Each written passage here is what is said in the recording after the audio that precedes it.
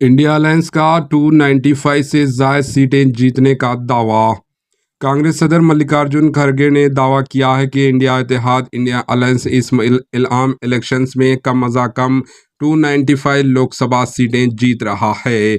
मल्लिकार्जुन खड़गे ने आज यहां अपनी रिहाइशगाह पर इंडिया इत्तेहाद इंडिया अलायंस के सरकर्दा लीडरों की मीटिंग के बाद नामे निगारों को बताया कि इत्तेहाद लीडरों से मौसूल होने वाली मालूमात और इसकी बुनियाद पर किए गए तखमियाने से ये वाज़े होता है कि इंडिया इत्तेहाद 295 से ज़ायद सीटें जीतना यकीनी है।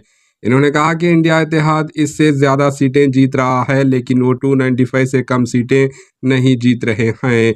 इन्होंने कहा कि इंडिया अलायंस के रहनुमाओं की तकरीबन 2.5 घंटे तक जारी रहने वाली मीटिंग में कई अहम अमवार पर तबादले ख्याल किया गया।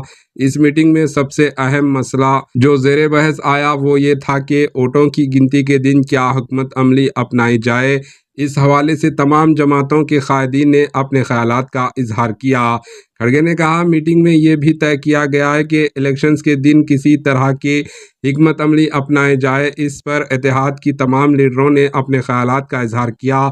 इन्होंने कहा कि इंडिया इत्तेहाद की तमाम पार्टियां अपने कारकुनों को इसके लिए तैयार कर रही है। मीटिंग में खड़गे कांग्रेस के सीनियर लीडर सोनिया गांधी, राहुल गांधी, केसी वेणुगोपाल, प्रियंका गांधी, समाजवादी पार्टी के अखिलेश यादव, राम गोपाल यादव, नेशनलिस्ट कांग्रेस पार्टी के शरद पवार, जितेंद्र, आम आदमी पार्टी के अरविंद केजरीवाल और पंजाब के वजीर आला भगवंत मान, संजय सिंह, डीएमके के टीआर बाबू, आरजेडी तेजस्वी यादव, संजय यादव, झारखंड के मक्ति मोर्चा के सोरेन व दीगर कई नेशनल पार्टीज के सरकर्दा लीडर इसमें शिरकत की। Bureau report, HN news.